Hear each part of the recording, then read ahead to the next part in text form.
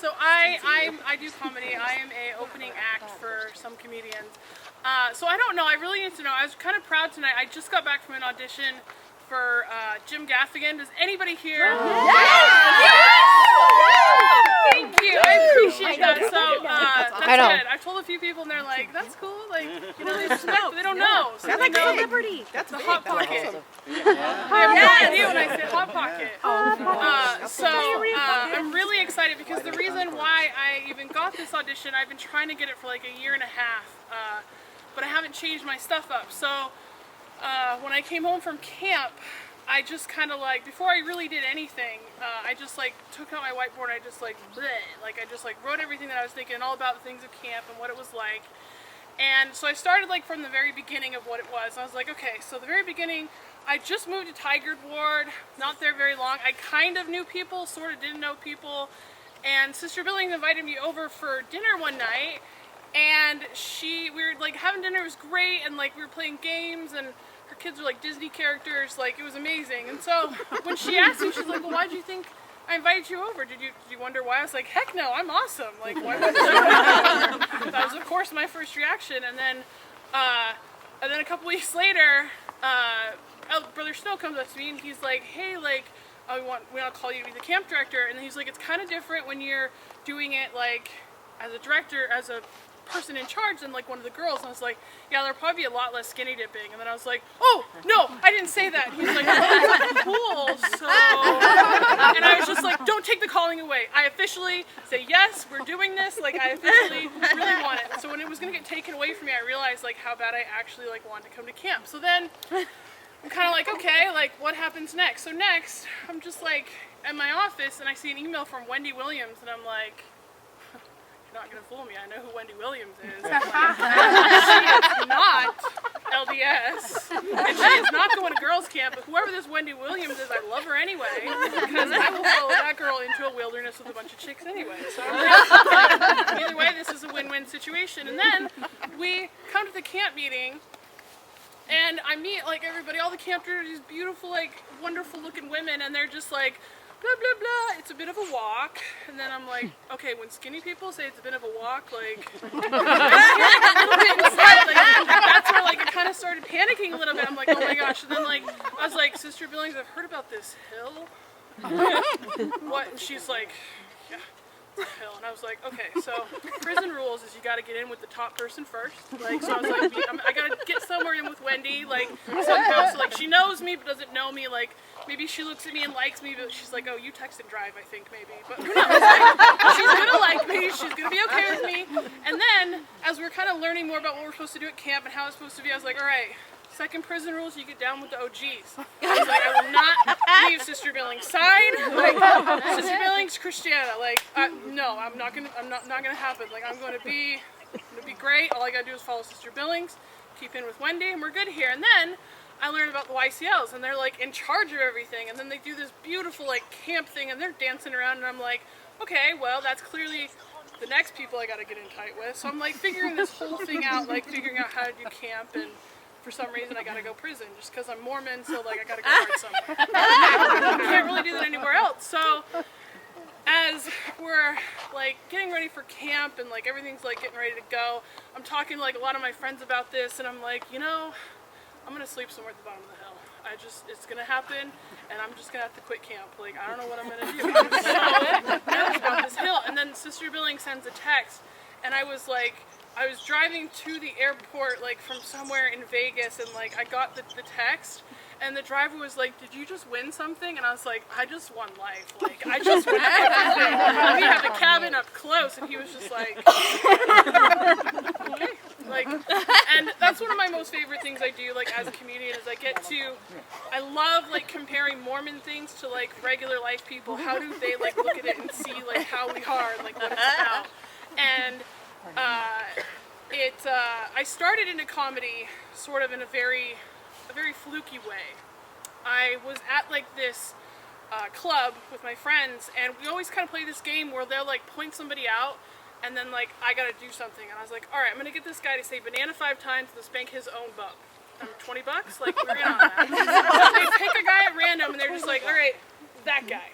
So I'm like, done. Like, I got this. So I'm talking to this guy, and I'm like, just talking to him. I got a couple bananas out. He got my number, and then I was like, all right, this man's gonna spank his own butt in the middle of a bar right now, like it's happening. So before he got to that point, his friend like runs over to him, and he's like, hey, like someone fell out at one of my spots. We got to go to my club right now. And I was like, oh, he's not telling the truth. Like, this is a lie. So I was like, what's your club? And he's like, it's a comedy club. And I'm like, I do comedy all the time. I do it in my sleep. I do. What's your time limit? He's like, it's just a 10-minute set. And I was like, I do 45. I had not ever in my life ever done anything like that, ever. But I knew he was not. I knew he was bluffing. I was like, there's no way. I'm trying to get $20 here. So we walk out. My friends are like, what? Okay, like, don't know what you're doing. So I'm walking out, and we start walking just a little bit, and then we walk into this comedy club in Portland, and everyone's like, oh, Mike, thank goodness you're here. And I'm like, yeah, thank goodness. Because someone's here to take up and fix this whole situation. And I had nothing. I was blank. I was just like, whatever, I'm not going to lose this bet though. Like, I am not going to lose in front of these people. They're not going to know that I don't do comedy. Like, I got this. So I came up, and when he handed me the microphone, to this day, I have no idea what I said. I just let it all out, and then I was so angry that I had lost this bet that I just I put the microphone back up, and I just like kind of walked right off center stage and just like walked out. I was so angry that I'd lost this $20 bet with my friends. And so a couple weeks had gone by, and I get a call like from this number I didn't know, and it's Mike, it's the guy, and he's like, hey, I've had like 100 people ask me, when's that blonde girl coming back? And I was like, shut up. I was like, you're joking. He's like, you want to call my bluff again? And I'm like, all right. So I kind of started going to and doing some open mic nights, not really anything really serious about it, because that's like, just wasn't what I meant to do and be and become. And he had been recording it, and he had been sending it to his friend who like knew somebody who knew somebody who knew, I don't know if you guys know who Carlos Mencia is. And he saw it, and he wrote me an email, and I was kind of like, yeah, like, sure you're Carlos Mencia, and I'm Sultan Khan, like, yeah, like, and he was like, well, we have somebody from Comedy Central who's coming, and he'd love to meet you, he'd love to hear you. And I was just like, oh, I don't live in Portland. And he was like, we'll get you a hotel. And I was like, I don't have a car in Portland. He's like, we'll get you a rental car. Like, what's your problem? Like, what is this? I was just so, I can't do this. Like, this is just silly. Like, I'm just playing around here. So the Comedy Central guy comes, and he's like, he's inspiring me right here. Sorry, it's really awkward. So he meets me, and I met him for a little bit, and then he was like, all right, I'm going to put you in a show, and if you can just do that and do a good job, then we'll totally sign you, and you'll be part of Comedy Central. And I was like, okay, like how many people? Because I'd only done like this little kind of club for a long time. I never really did anything serious. And he was like, there's a couple hundred people, it's fine. I'm like, okay, like, I got this. So we're sitting down like in the area in the back, like talking, and then the venue manager comes down, and he like nudges the Comedy Central, and he's like, we're at max capacity about 2,500, and I'm like, that's a little bit different than 200, isn't it? And when I said that to him with so much sass, like, how dare you, like, put me in a show that I don't know? And he goes, well, if you can do this, then you could definitely work for us. And I was just like, okay.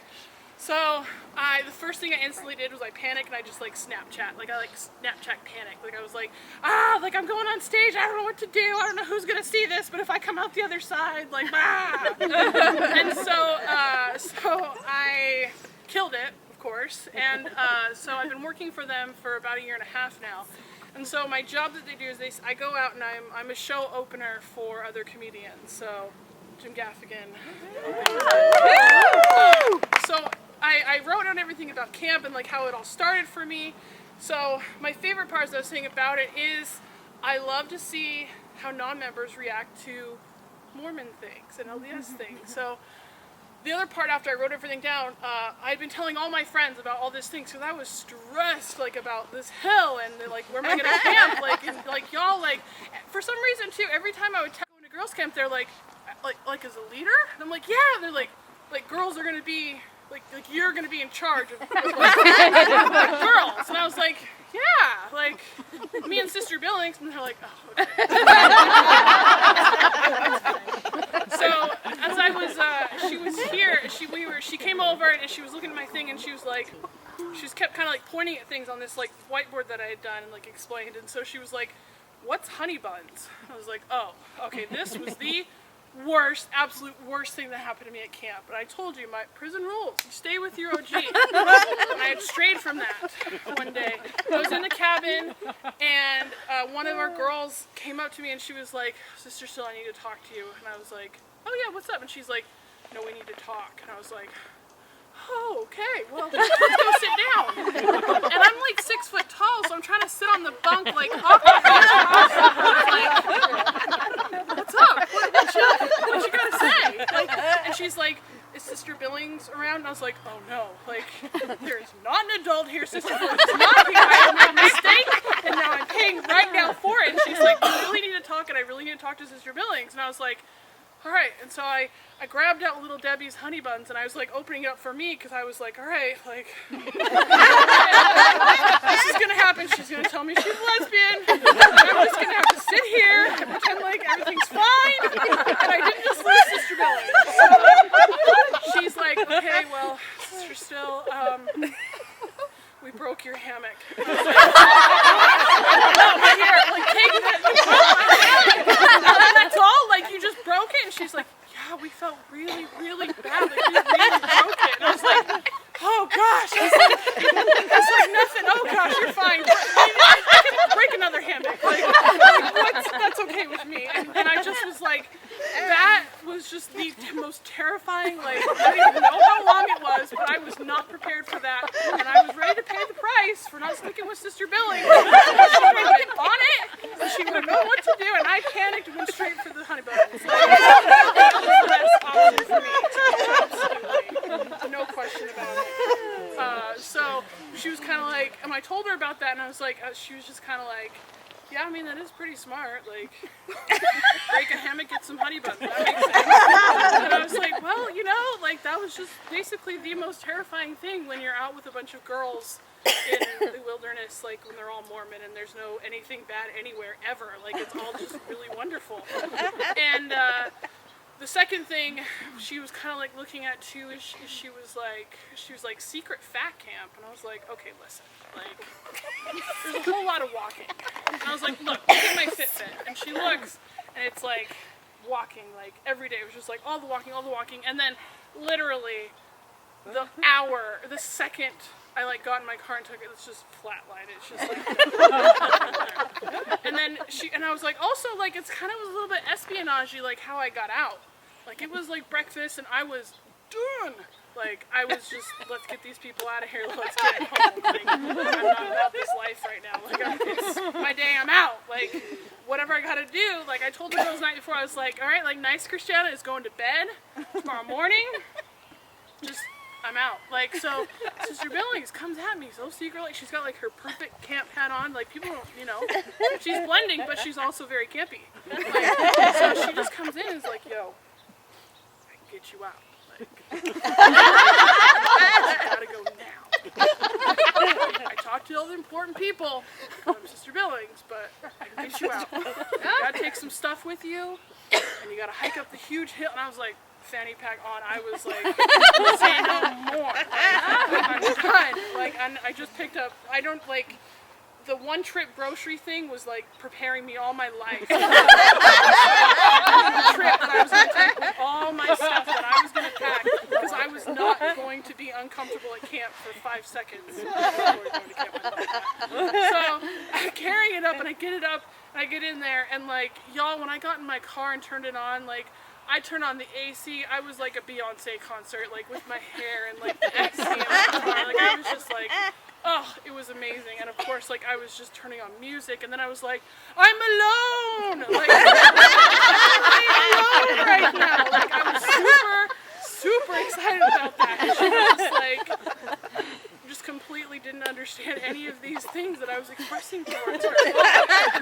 And the last part of it is one of my most favorite things that I talk about in my bit is how Mormons or I say LDS people, but I said Mormons before and now like worked it into my bit, so it's really weird. So LDS, they love their apostles. And this was also a story I kind of told some of the girls at camp, but I figured I'd share with everybody now because it's a beautifully, horrifically embarrassing, true story.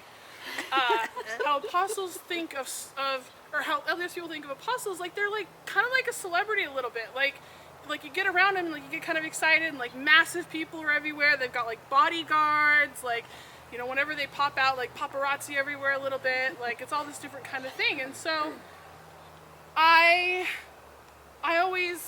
it was the same for me. So it doesn't mean anything to everybody else in this world, but to the people that are LDS, it really means something. So when I go to sometimes to my auditions, if it's like a big enough audition, they get a lot of people that come in, you're kind of waiting in the rafters. And so it's really funny to me that people who come up to audition, they'll come up and they'll be like, oh, yes, hello, I'm from England and I've been studying comedy for the last 15 years and I've worked at this academy in this place and this is a really big school with lots of people in it that pay lots of money to get there and I've been doing all sorts of comedy and this is my audition piece, right? And then she goes and she does this like beautiful audition piece and then I come up and I'm like, I'm Mormon and I grew up in a big family and I accidentally did comedy one time.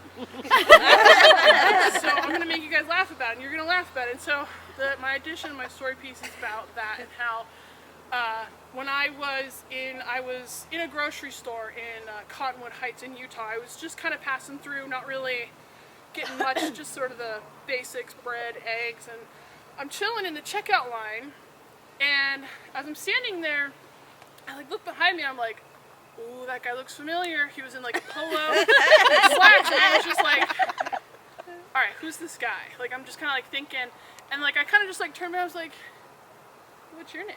He's like, my name's Dallin. And I was like, oh, okay, cool. And then like I was just like, okay, that's cool. So I'm like turning around, and like it hits me. And I'm not the kind of person where like I'm like, oh, that's exciting. I was like, Dallin H. Oaks! That's you! I said so loud, everybody, just all over aisle 4, they're just like, what? I just screamed it, and like, I don't know what came over me, and then I was just like, what do I call you? I was like, elder, brother, but not sister, because you're a boy, right? And like, Elder Oaks. Call me Elder Oaks, that's what they call me. And I was just like, so blown away, and I was like, well, I was like, can you touch my bread? Like, cause my head, an autograph would be weird, you know? Yeah, ask him to touch your bread. It's so much more normal. You're in the checkout line, it's nothing. So he just kind of looks at me like, you just requested me to touch your bread. I could see it in his face, like he was like, didn't know where this like landed in the realm of like anything ever requested of him. And he just kind of looks at me and and then he just kind of like, you have a good day. Like, he didn't know what to do with it. There's no security. Like, you're just in the grocery store checkout line. It's safe there. That is a safe place. And as I'm like walking out, I'm carrying my stuff, and I'm like, bye, Elder Oaks, but not sister, because you're a boy. And like, I was like walking out, and I had like my cart, and I slowly was just like, what have I done? Like, what did I just do? What did I just, like, how did that? All right, and so then I get home, and I told everybody what happened. I was like, this is the holiest PB&J. Touched by Dallin H. Oaks. Are any of you eating Dallin H. Oaks bread? I had no other way to like turn this around because it was so embarrassing. Like, I couldn't believe it. And so I've had other things like that. And so again, I met Elder Eyring. I happen again to be in Utah. I gotta stay out of there when I'm trying to avoid apostles, but I was there for a Christmas Eve thing, and this guy I was dating, he dated President Eyring's granddaughter, and she was like, well, they have like this little thing where people come over Christmas Eve and they just kind of like profit, I don't know, like they just do their thing. And so I was like, yeah, like I'll go, like that sounds like fun, like whatever. Really nice nice, beautiful house on Christmas Eve with free food, like, I'm in. Like, okay. So there's maybe like 20 of us there, and we're all like walking in. As we're all walking in, him and his wife were like right there at the door, like shaking everybody's hand, like welcoming him in, just being like super cordial and like just lovely and beautiful. Gets to me, shakes my hand, and he's like, I can see right into your soul, sister. And I was like, I'm just kidding, welcome, I'm so glad you're here. It's no big deal, but I just like lost my bowels, like, okay. So I was like a little bit like shook, but like he was so just like, I'm messing with you, like, thank you, I'm so glad you're here, like, so genuine, like, you can't hate, like, okay. So we're kind of like, party's going a little bit, and like, he's in the kitchen, like, kind of by himself. He was like filling up his water glass, and like, I was like, okay, like, I'm gonna go talk to him and be like, hey, remember at the door, how you, yeah, remember that? So I was like, okay, I'm gonna do this. I planned it in my head, and I was like, all right, so I walk over, and I'm like kind of, I was trying to be like cool, but like, didn't want to be like this. So I remember like thinking really like, walk normal, and then I was like, yeah, normal, like, I don't know what I was doing. And then I put my hand on my hip, and I went to go put one hand on the counter, and I had just caught the lip of the like the big like metal plate on that they put, and then they put the thing outside of it, and it just all over him, all over his fridge, all over the counters, and I'm just like, and the first thing is he's like, are you okay? And I'm just like, I'm just gonna sit here and be not moved till the day of the Lord cometh. Like, I just kind of like walked out. That's all I could think to like say to him after and like his wife was like, "It's okay. He's got clothes upstairs. Like it's totally fine." I'm like, anybody else here throwing food and things at me in the room? No. Like, okay. Like I'm just gonna go and not be a part of this. And then very several years later, I met. Bednar at a wedding reception, and it's a whole crazy situation, but we were talking and I told him these stories of what happened, and he just was, he's like, well, sister, I can tell you that those elders are avid journal writers. I promise you that they've made that to their journal. We get a lot of people, you know, that ask us things, and you know, there's a lot required of us, but I don't think touching bread is really, it has to be blessing the sacrament, of course, but, you know, it's great. And so when I tell this to the people that you know, members of the church, they're like, so you asked a stranger to touch your bread, you flung cheese on Christmas Eve to a really nice, proper house, and then you told their friends about it, and then he told you that they're going to tell God about it? Like, you were like, shook by that at all? I was like, no, I'm cool. Like, the third time, I know exactly how, like, the next person I see, like, I'm going to be so just normal, and it's going to be fine, and I'm just going to walk straight out the door. Like, everybody else is going this way, every time, sure. But it was definitely fun for me to describe these things to her and about camp and sort of things, and I was like, the number one, like my most favorite thing of camp to offset the honey buns was when I told her about how I was like, they taught like straight up self-defense, and she was like, oh yeah, because you got stabbed? And I was like, like, no, but that's why they shouldn't. We want to avoid stabbings. And she's like, so let me get this straight. She's like, you got an email from a black chick after telling an old guy you were going to go skinny dipping. And then people let their 13, and I was like, no, like 11, 12 to 17. She's like, oh, okay. 11 to 17-year-old children, girls, go on an night camping trip with you with a bunch of people you don't know and they don't know, and they break your stuff, eat your food, and you have to walk a lot? And I was like, yeah, that's about it. And she was like, you need to write a comedy bit about that, because it's crazy, and everybody appreciated the craziness of that. And she's like, also, I didn't know that Mormons follow prison rules. I was like, yeah, it's a pretty standard thing. So I'm super stoked I got to go to camp, because I got to learn all these things and write this amazing little piece for you. And I'm glad I got to share it with the important people, because the kids don't get that. So.